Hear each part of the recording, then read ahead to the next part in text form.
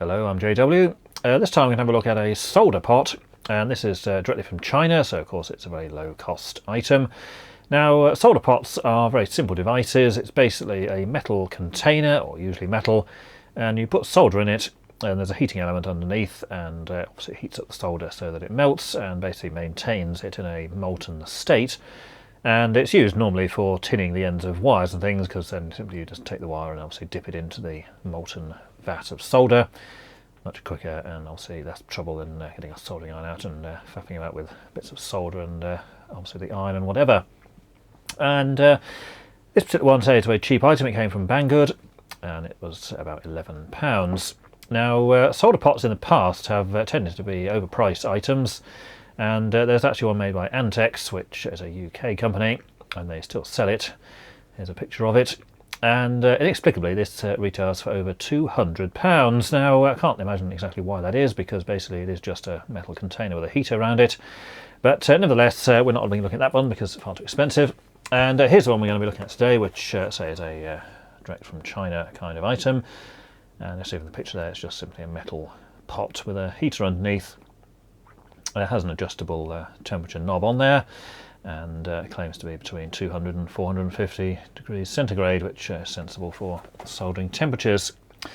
Now, as this came directly from China, it does not have a UK mains plug, and in a vain attempt to satisfy the law, they've supplied one of these dreadful things, which we've seen in several other videos. So not really very good, but then buying stuff direct from China, what do you really expect? So let's see what we've got then. So this dreadful adapter, it's the same export only travel adapter thing that we've seen in other videos, so definitely not a particularly good item. 10 amps maximum, not fused of course, which in the UK is a problem. But anyway, we've seen those before, so I'm not going into any detail with that. Now here's the thing itself, comes in this box, colour printed, and so there's the picture of the item itself. And on the side here, we can see we've got here this particular model, which is the 150 watt variety. Takes 3 to 7 minutes to heat up, maximum of 500 grams of solder, and it's a 50mm diameter cup there. And you see you've got other sizes as well for things there, and there are several other models which are not shown on this box. So let's see what we have inside. Now there were some instructions, I got rid of them because they were all in Chinese, so no help there, but say it's a pretty straightforward device. And on the front here then just got the on-off switch and this adjustable knob here for the various temperatures. Now notice it's not actually marked in any kind of temperature, it just says minimum 200 and maximum about 450, and then it's just made sort of 1 to 9. And bizarrely the knob here doesn't actually have any kind of mark on it, it's just got this curved arrow which you can obviously rotate to wherever you want. And this looks suspiciously like a triac based dimmer type of thing you use for lighting, but we'll have a look inside later and see if that's actually the case. Metal pot there, obviously put the solder in here and then heats up, and then obviously you've got a tub of molten solder you can dip wires and whatever else into. And this is a gold coloured, this is listed up as a titanium bath, but of course it's not really titanium, it's titanium nitride, which is the same stuff you get on those gold coloured titanium alleged drill bits. Here's the plug it comes with, clearly not a UK variety. Got the 3 flat blades there, does have the earth pin at least, and of course you're supposed to shoehorn it into this dreadful adapter, and then there's your UK version, but anyway, we're not going to be using that. Now say this is a 150 watt model, and ST21C, it's on the back there, it's 220 volts of course, and various other warning labels, unfortunately not in English there. Little rubber feet there. This case is metal. It's very thin metal, as you can see the thing bends incredibly easily there, but nevertheless metal case. Now we've got a fuse in the front here. It says here the fuse is a 1 amp, which would seem reasonable if it's only 150 watts. So a little glass thing there, and let's just have a look at the markings on that. Well, it's a bit difficult to see, but as you can see there, it says F2A, so actually it's a 2 amp fuse, so 1 amp fuse is not correct. Anyway, that doesn't matter hugely, because say it's really for the purposes of the flex. And this flex is incredibly thin. Let's see what it says here. just about to say it's 3 by 0.5 square millimetres, so again pretty much the smallest you can find. It just feels like normal PVC, not heat resisting. So we're not going to just plug this in, we're going to open it and look inside, because who knows what might be contained within. So let's have a look here. I've got 4 screws on the top there, which may or may not go through to the underside. So I think what we'll do is just take out these screws at the bottom first. Do these just hold the feet on, or do they in fact allow access to the inside? Yes, they allow access to the interior. So let's take those screws out. So this is a metal case, although it is incredibly thin metal, more like paper, but bearing in mind this only cost £11, that included delivery, so obviously we're not going to expect super high quality stuff. So a metal plate there, that's with the label on the side there, and obviously ventilation holes and whatever we've got. And in the bottom here then we've got the fuse holder and the mains flex there just coming in. They have at least put the heat resistant sleeving over the wires that go up in there to the heater. And then in the bottom here we've got just a single device there, probably a single triac or something, variable knob on the front, a couple of diodes and a capacitor. So very basic kind of dimmer basic circuit there, just to control the heating. And the 3 wires here just for the on and off switch, illuminated so it'll be line in, line out, and then the neutral connection. Now this will be the heating part here, and we've basically just got this sort of plate dished over the back, and assuming the heating element concealed around the sides of the pot. So let's just remove these screws here. See what they will remain access to. Yep, I think that's just actually the yeah, it's just that backing plate there. So go in from the back.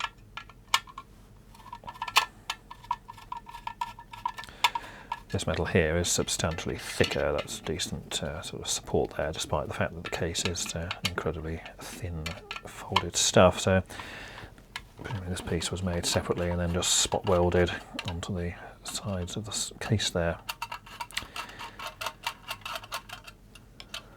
So let's just undo both of these.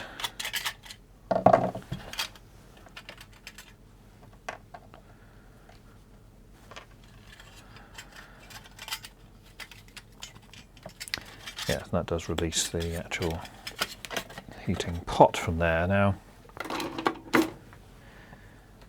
just cut these ties here for the moment just so we can get the wires out of there.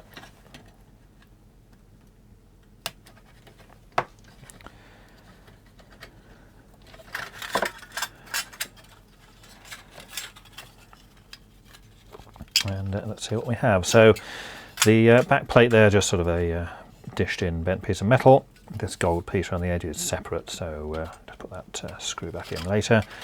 And then the actual pot here, we've got this metal shield just sort of placed around the edges of that. And if we just have a bit of a rearrangement here. So all we've got then is just the 2 wires here, line and neutral, coming in, going into this metal band around the entirety of the item there, so just around and back the other side. And then we've got this strip here on the outside, which is just basically folded over and clipped over the end there, just to hold the whole thing together. And then of course the middle is just going to be a pressed metal piece there, probably steel with the say titanium nitride coating on the top. And let's just get a magnet here, and yeah, that's pretty obviously steel or something surprisingly similar. So fairly straightforward construction, and so the heating element is just inside of this metal band here, so it covers most of the diameter of that, obviously not quite all the way around, so a bit of a gap on that side, but otherwise pretty much 100% coverage on that. Now just put that screw back in, and it's actually the nut underneath is oversized and it's purely being used as a spacer, so the screw goes through the top here, nut on the back is a spacer, and then it actually threads through into the metal case there. So although there's a nut, it's purely so just holding it away from the metal case here. It's not actually threaded on there. And we've got the other 4 obviously the same there, and that's just a little tray to catch any overspill or whatever from the solder itself. And I'll just put the thing back inside there. So let's have a look at the actual circuitry now. Now here's the inside of the device. I've just removed the circuit board. It's just held in purely by the nut and the knob on the front there for the temperature adjustment. And we've got the wiring inside here. So this is the mains lead coming in, and it goes through this well, strain relief piece here. As you see, it's fairly loose in there. They've actually put a tie on the back there to attempt to fix it in place. And this is where it all goes somewhat horribly wrong. Now we can see that the earth coming in there on that green and yellow, or rather orangey coloured wire at the bottom there, just goes over to this metal tab here, which they unfortunately did not bother to remove the paint from, so that's going to be of questionable capability. And the line that comes in just under the circuit board there, it's that sort of reddish coloured or possibly brown thing, goes across to the fuse holder. And I've seen that fuse before, that was that 2 amp glass thing. And then the wire from that comes back from here, goes over to this board, and then goes over to the terminal of the switch here. Now that is basically, those 2 wires are actually shoved into the same hole on the circuit board, so those are basically permanently connected through. You'll see on the board here there's room for a fuse which is not installed, and various other things which we'll look at in a minute. And neutral from the mains flex goes through to the switch at this end, and then in the middle here we've got the wire going over to the heating element, and the heating element wire then comes back from there over to the circuit board. Now then, the way this actually works is that the switch here is actually connected in the neutral, because bearing in mind the neutral's here, and this is the wire coming off over to the heater, and these 2 are the actual switch contacts. So the switch is in the neutral part. This line here is only coming over to there because of the neon indicator inside the switch, and of course, as we've seen, this is actually directly connected to the mains coming in, so this is permanently live. So neutral is switched, the line just comes over here to power the actual neon in there when the thing is turned on. So this has basically been wired up backwards, if you will, because it should be that the neutral is permanently connected and then the line is switched. Now the other side of this coming back from here is for the heater, and of course this is supposed to go through this circuit board here for controlling the amount of power. And bearing in mind there's no thermostat involved, it's just simply the fact that if this worked, which it, as we'll see in a minute, will not, will just vary the amount of power going in. It's presumably a phase cut type of dimmer, so presumably a triac or something there. However, bearing in mind what we've got on here is the mains power here, which is permanently on, and this side being the wire going to the heater. If we have a look on the back of the circuit board, bearing in mind there's 2 pins, here on the back of the circuit board we can see that here's one of the pins here, and then the trace goes over here to here, which, as you can see, is the other wire. So essentially this board does absolutely nothing because it's permanently connected through that trace. So that is of course no good whatsoever. So you can turn this knob to wherever you want, it won't do anything. There are some other components on the board here. You see the variable resistor is actually wired in, it goes across to the those 2 pads are common, and then we just got the other end of it here. So the variable resistor is applied between the 2 points over here, and then again this one just, let's say, loops around. What we've got there is a capacitor which goes across to the main side, so the actual knob is connected to the power via that little capacitor. The other side of it, again, you've just got in the board here, there's a diode there, a resistor, and some other component there which job to see what that actually is. Looks like another diode of some kind, a very small and low powered variety. So there is circuitry on here which would connect the triac in here, but as you can see it's not actually wired in because they've just tacked the mains line here, which say basically just goes straight through to the output there, which is the heater wire. So essentially when you plug this thing in, the heater's on permanently, and whether you turn the knob or not, it achieves nothing.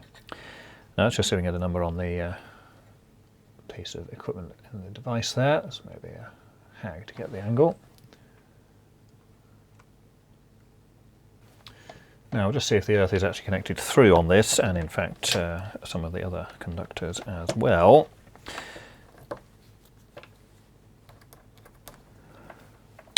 Now I've already tested that the wires for the line and neutral are connected onto their relevant pins there, but the earth is another matter entirely. It sometimes is and sometimes is not, so of course that's what we should get, and as you can see we are kind of getting that depending on the angle of this pin in the plug. So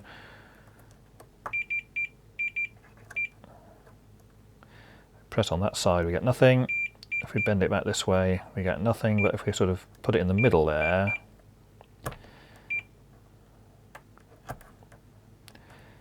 then we can occasionally get it to give some sort of reading. Yeah, if we bring it towards the towards the edge of the picture there we get a connection, but if we go the other way then we get nothing. So that's not very good either. So that's the £11 solder pot direct from China. Now the dimming part, of course, or the triac control does absolutely nothing because we've seen the input and output are basically just connected together permanently. However, the other components do seem to be on the board, so it may be the fact that if it was wired up in a slightly different fashion it may actually work. But clearly in its current state it's not going to be working, and this mains flex is somewhat dubious as well, as the colours seem a bit off, and so the earth pin is sort of connected to the earth case there in a kind of fashion, but not very reliably. But anyway, we'll have a look at the circuit board another time because I haven't actually traced out the back of that. But certainly the main components seem to be there, which is at BTA 36 and say a couple of diodes and a couple of resistors. But anyway, it's fairly typical of what you're going to get if you buy the lowest priced items. Then of course you're going to get the lowest quality as well. So until next time, thanks for watching.